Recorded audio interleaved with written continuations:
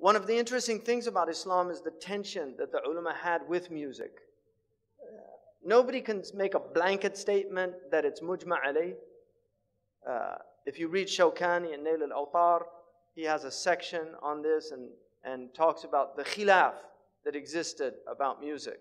Imam al-Ghazali, Abdul Ghani al-Nablusi, and other great scholars have sections about sama', which is a sacred type of music that they thought was a good thing and permissible.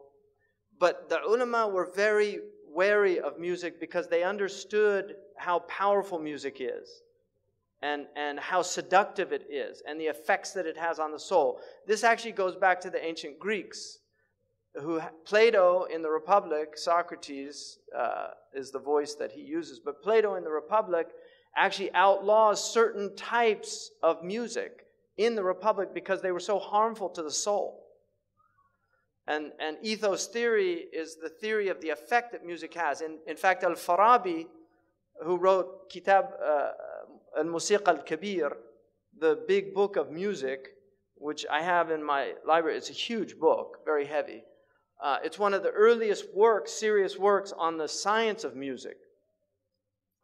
Al-Farabi was known for being able to make people laugh, cry, become sleepy, or become excited based on maqams that he would play on the oud. He could literally make people cry. And this is well recorded. And this is what you find when people go to concerts.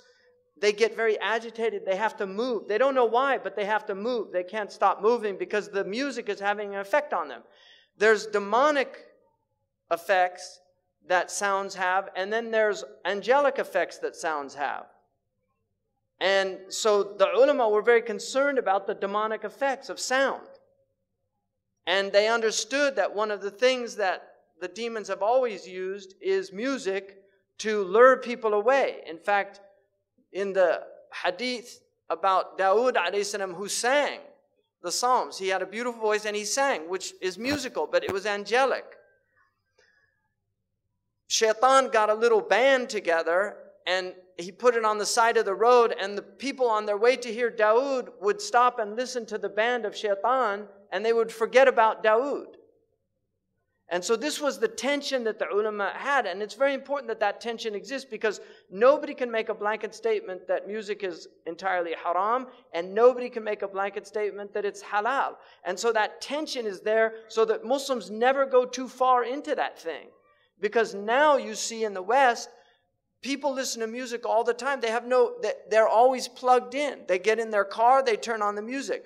They walk, they put in their earphones, and they listen to their music. And people have long playlists. They spend a lot of money on these things. And so they're lost.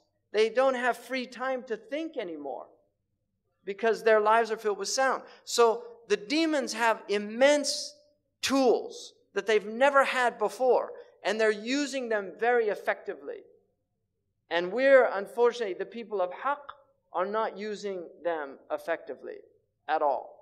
And Allah says, عَاقِبُوا بِمِثْلِ مَا عُقِبْتُمْ بِهِ. Fight with the tools that you're being fought with.